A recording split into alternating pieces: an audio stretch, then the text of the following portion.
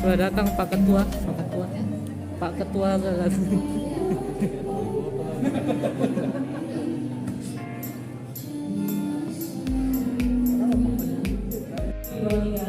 di lantai 3 ruang pertemuan Dinas Kesehatan Kota Tangerang.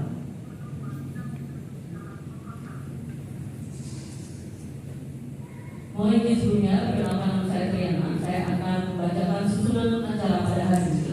Yang pertama, pembukaan. Yang kedua, menyanyikan lagu Indonesia Raya, Mas PPNI dan Mas IPKJI. Yang ketiga, pembacaan doa. Yang keempat, laporan ketua panitia. Yang kelima, sambutan-sambutan.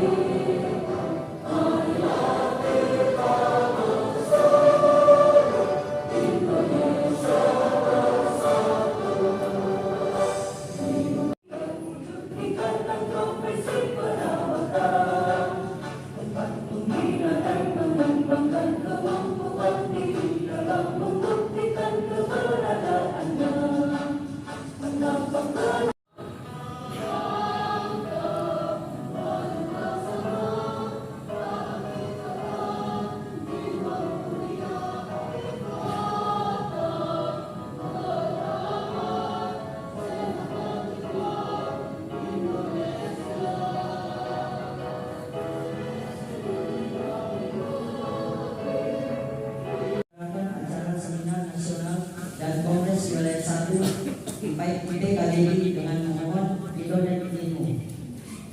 Berkalilah semua langkah dan perbuatan kami, dan jadikanlah itu semua nilai ibadah dan nilai ilmu yang bermanfaat kepada kami. Ya Allah ya Wahid, Engkau yang Maha mempersatukan, kami mohon perbuatlah persatuan di antara kami. Janganlah Engkau biarkan ada perpecahan di antara kami. Kami ingin kuat dalam persatuan itu agar lebih bermanfaat untuk agama, negara dan bangsa ini.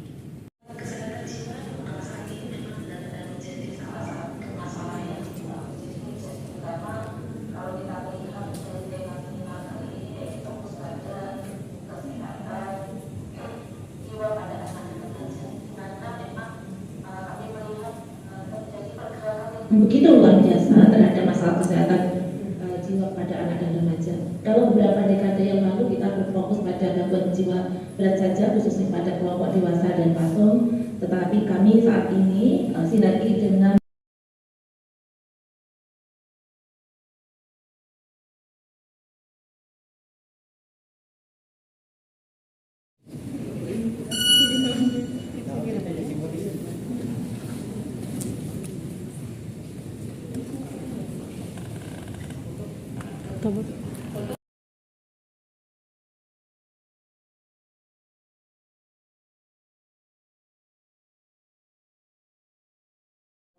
tahun 2022 dan tentunya sebagai fakta-fakta yang bisa disampaikan pada kesempatan kali ini. Pada acara seminar kali ini, para narasumber yang luar biasa ini akan berusaha menjalankan pemasaran kesehatan terbaik daripada anak-anak dan remaja. Pemateri kita yang sangat luar biasa ini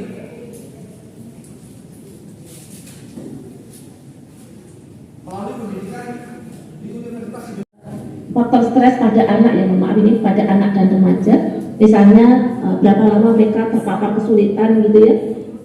Misalnya contoh ketika anak tidak berhasil, kemudian orang tua sering mengungkit kegagalannya, itu juga bisa menyebabkan anak-anak menjadi sangat stres Bapak Ibu.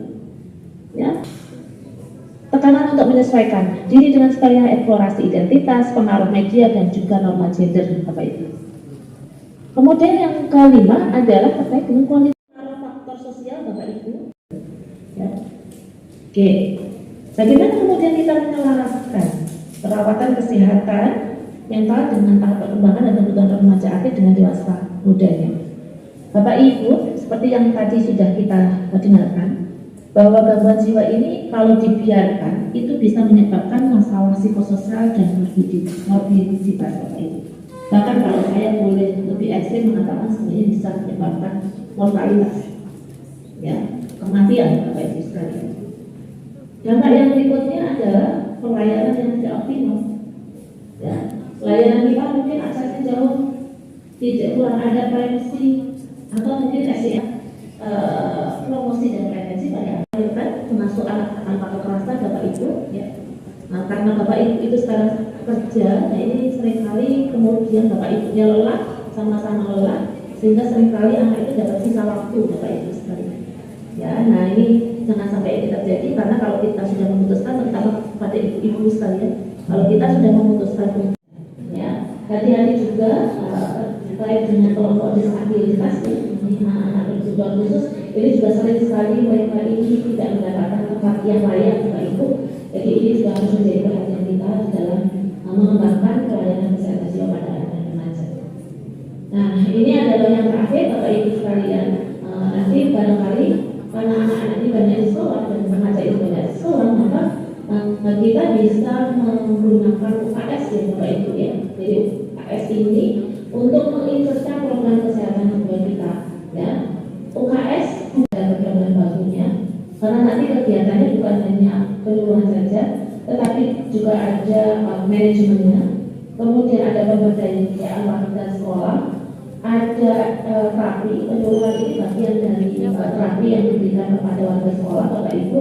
Dan yang terakhir barangkali nanti adalah kerjasama lintas sektor, terutama nanti kerjasama juga dengan keluarga ya, karena nanti kita berharap keluarga itu bagian dari warga sekolah yang tidak bisa dipisahkan dengan anak-anak, meskipun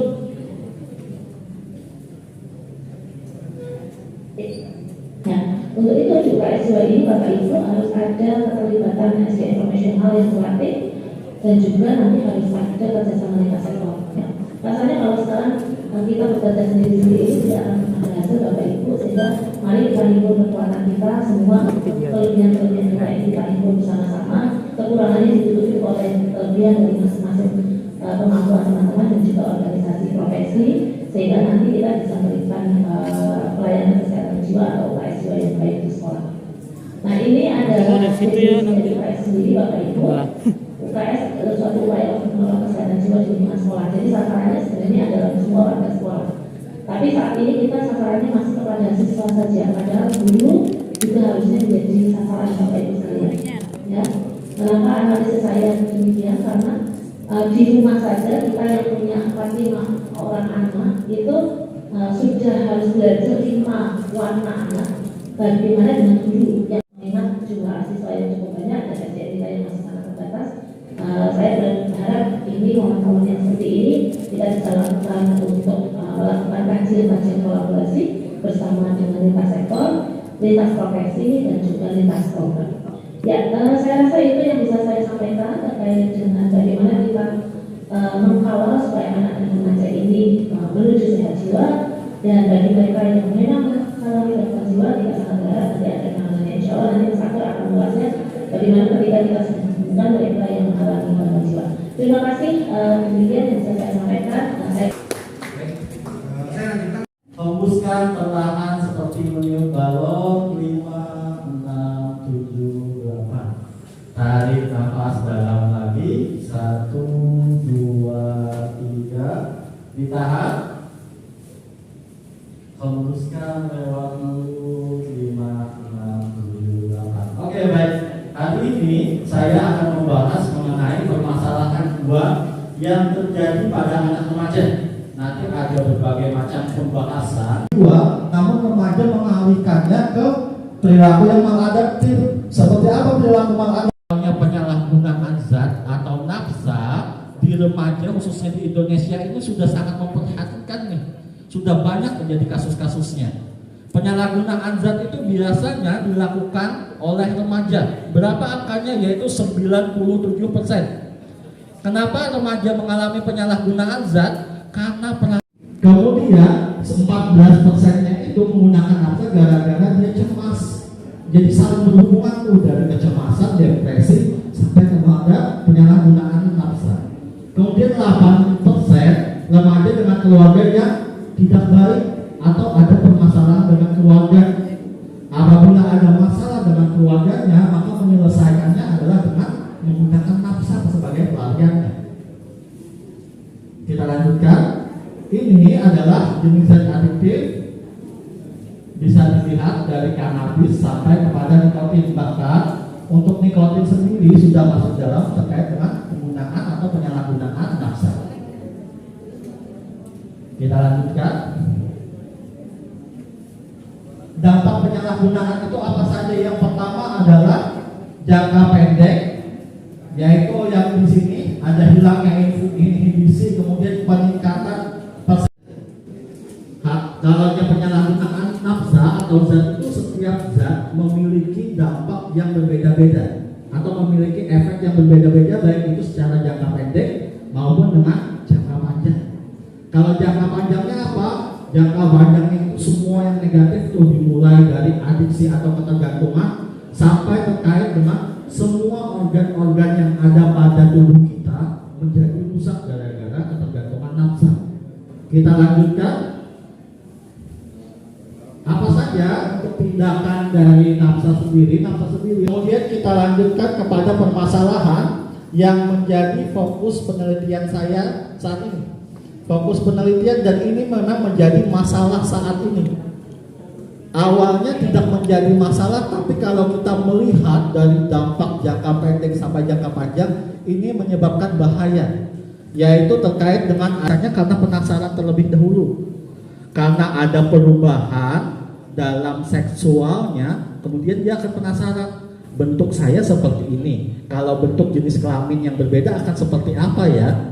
Kemudian adiksi pornografi lagi, apabila di film seperti ini bagaimana ya kalau di kenyataan dan sebagainya. Dia akan terus menonton untuk mendapatkan rasa kesenangan dan menghilangkan rasa stres. Kita lanjutkan. Apa saja untuk dampak dari adiksi pornografi? Yang pertama adalah hampir 90 penyimpangan perilaku. Karena adiksi pornografi ini, menonton banyaknya film dan sebagainya, akhirnya perilakunya itu mencontoh dari video porno yang sudah ditonton. Biasanya respons awal pertama adalah menonton, biasanya menjijikkan dulu, kok seperti ini bentuk dan sebagainya. Dari respons menjijikkan maka akan meningkat, kok menjadi rasa penasaran, kalau seperti ini bagaimana, apa yang terjadi dan sebagainya. Sampai apabila kita melakukan masturbasi atau onani, maka akan mendapatkan kenikmatan itu yang akan awal mula menjadi penyimpangan perilaku. Saya pernah menemui kasus terkait dengan adiksi pornografi ini yang sampai parah tidak bisa mengendalikan. Jadi kalau yang anak remaja stres sedikit maka dia akan melakukan onani. Karena apa? Karena rasa penasaran dan rasa apabila saya onani maka rasa stres saya bisa hilang. Yang selanjutnya adalah karena tadi bermasalah di otak, otomatis akan ada penurunan produktivitas dalam belajar. Karena mencoba dan sebagainya, akhirnya ada masalah terkait dengan reproduksi sampai adalah pola asuh. Kita tahu bahwa pola asuh itu ada 3. Yang pertama adalah demokrasi, yang kedua adalah otoriter, yang ketiga adalah permisi, bisa menyebabkan perilaku kekerasan. Tapi yang sesuai dengan teori pola asuh demokrasi itu bisa ada 2, ada yang terbuka, ada yang tertutup. Bagaimana pola komunikasi di dalam keluarga ini bisa menghindari remaja dari perilaku kekerasan. Yang selanjutnya adalah media. Media ini banyak nih, entah itu media sosial, media cetak, sampai dengan games yang bersifat kekerasan. Biasanya anak itu lebih terinspirasi dari permainannya bunuh-bunuhan, tembak-tembakan dan sebagainya. Maka akan memberikan peluang apabila responsnya menghadapi menjadi perilaku kekerasan. Bagaimana pengaruh teman sebaya itu bisa menyebabkan perilaku kekerasan pada anak dan remaja. Teman-temannya ayo kumpul ini dan sebagainya, seperti yang kita lihat atau kasusnya lagi populer saat ini, kasus pengeroyokan dan sebagainya itu dari teman sebaya. asutan dan sebagainya. Yang selanjutnya adalah jadi untuk pemerintah sendiri sudah mengupayakan dan mengusahakan adanya revisi-revisi terkait dengan kurikulum sendiri, dan sekarang masih proses perbaikan dan proses menuju lebih baik supaya kesehatan jiwa pada anak itu bisa lebih diperhatikan, karena fenomena untuk kesehatan jiwa remaja ini semakin meningkat nih, semakin meningkat yang fenomena anak remaja. Dan saat ini juga Pak Nadiem sebagai Menteri juga mencanangkan terkait dengan kurikulum yang ramah anak. Jadi nanti dikaji ulang terkait dengan tuntutan-tuntutan. Sebenarnya kalau sekarang ini tuntutan anak TK harus membaca, SD bisa membaca, TK itu masih belum bisa membaca, fokus hanya bermain saja. Untuk SD pun bisa membaca akan lebih baik, belum bisa membaca akan diajarkan pada SD sendiri. Itu saja dari penjelasan saya. Terima kasih Bapak Akbar penjelasan yang sangat luar biasa. Jadi selanjutnya dari peserta kuring yang ada di sini dari teman-teman mahasiswa, apakah ada undang-undang yang mau disampaikan? Silakan angkat tangannya. Oh iya, bagus sekali. Ada minta tolong untuk panitia bisa dikoordinasi. Terima kasih. Ya, silakan disebutkan nama dan perusahaannya dari lokasi mana kita. Silakan. Assalamualaikum warahmatullahi wabarakatuh.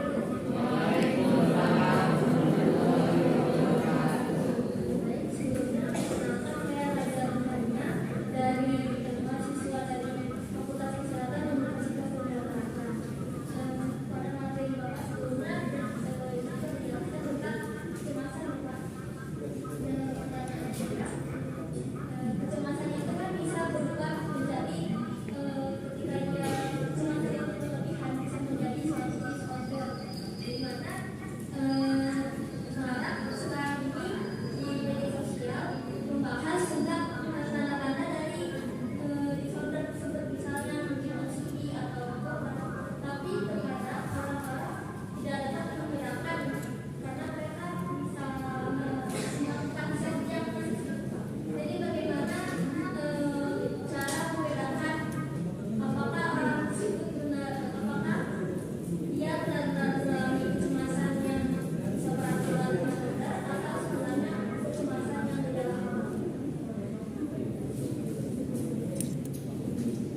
Baik, terima kasih pertanyaan dari Mbak Nabila dari Soal UIT. Mungkin langsung bisa ditanggapi Pak.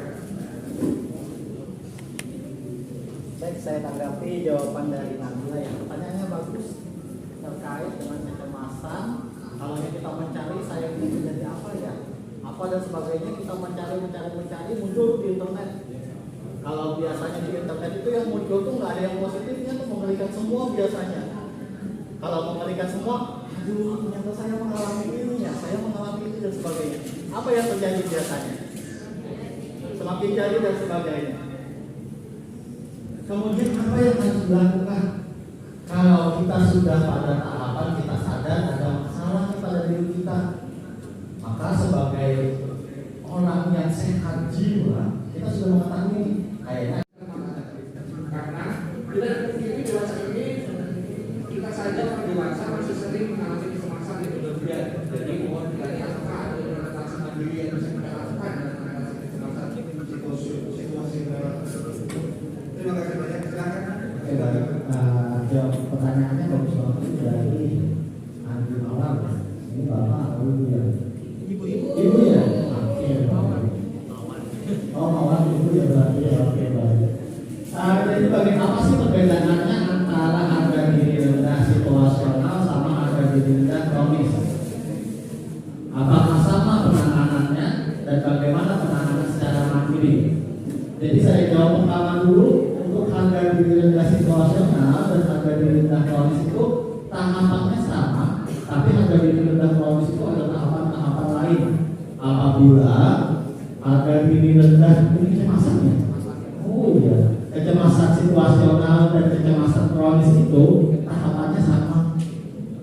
Tapi apabila dia sudah mengalami gangguan, kan kalau kecemasan kita kembali lagi kepada terminologinya, Ada kecemasan ringan, sedang, berat, sampai ke panik. Jadi kalau kita kembali lagi ke terminologinya, sama tuh dari kecemasan ringan sampai ke panik itu sama. Tapi kalau panik itu pasti ada tambahannya lagi. Atau penanganannya misalnya ringan cukup hanya relaksasi, ringan sampai sedang relaksasi, kemudian berat sampai panik, mungkin langsung ke konselor bisa juga seperti itu. Kemudian bagaimana cara mengatasi cemas secara mandiri? Sebenarnya sebelum saya memberikan materi itu saya cemas loh. Kemudian saya berstrategi, alasannya adalah biar pesertanya rileks. Padahal saya ikut juga itu namanya relaksasi. Relaksasi yang paling gampang dan paling mudah adalah relaksasi napas dalam. Jadi supaya terlihat lebih baik, saya rahasianya adalah supaya pesertanya lebih fokus. Padahal saya juga tuh, karena saya juga cemas, saya juga gugup kalaunya terkait dengan presentasi. Itu yang paling mudah pertama. Yang kedua adalah bagaimana cara mengatasi kecemasan yang selanjutnya. Apa? Masih kan? Yang kedua adalah bagaimana caranya distraksi atau mengalihkan perhatian kita. Karena cemas itu sesuatunya masih belum pasti atau pasti, kita mengalihkan dulu. Kira-kira apa sih yang membuat saya tenang? Entah itu membaca yasin atau membaca surah-surah atau berdoa dan sebagainya. Ada juga yang namanya hipnosis 5 jari. Sampai kalau terapi spesialisnya itu ada yang namanya penghentian pikiran. Bagaimana kita mencoba otak kita ini diset supaya kita bisa lebih terbiasa. Jadi memikirkan sesuatu yang buruk, kemudian kita stop. Kemudian memikirkan sesuatu yang buruk lagi, kita stop lagi. Jadi bagaimana pengertian pikiran ini membiasakan diri kita. Misalnya kita cemas, kita pikirkan cemasnya. Kemudian dalam hitungan kelima, kita hentikan cemasnya. Kita kumpulkan lagi dan sebagainya. Itu membuat diri kita seperti adaptor yang kalau dihidupkan dia bisa nyala, kalau dihidupkan dia mati. Karena apabila kita ada kecemasan dan sebagainya atau masalah itu, nanti akan ingat-ingat tuh, aduh ibunya, aku nggak bisa bicara sampai mengaku nantinya saat memberikan materi atau lagi melakukan pekerjaan. Seperti itu mungkin ini terkait dengan kecemasan. Baik, terima kasih banyak Pak. Semoga sampaikan tadi dapat berguna untuk kita semuanya. Terima kasih dengan saya ya. Kalau ada responnya dari Pak Adi, itu terima kasih banyak atas penjelasannya Pak. Ya, baik.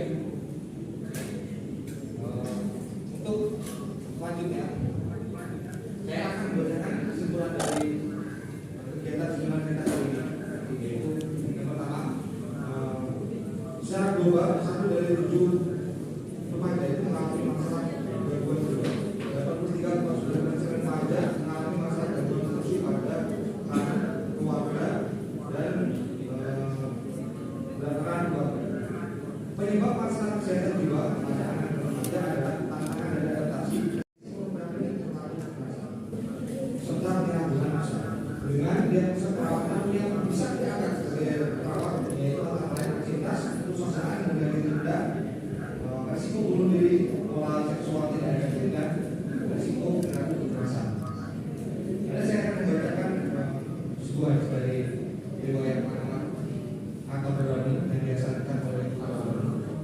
Itu sebaik-baiknya manusia adalah manusia yang paling bermanfaat bagi manusia yang lain.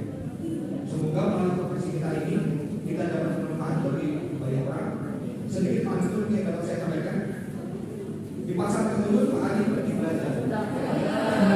Mengayuh sepeda besar-besar. Meningkatkan kesehatan jiwa anak dan remaja untuk Indonesia makmur, bermartabat dan sentosa.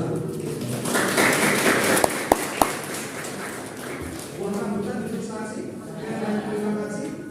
Salam sehat jiwa untuk kita semuanya. Wassalamualaikum warahmatullahi wabarakatuh. Terima kasih untuk semuanya. Saya kembalikan ke MC.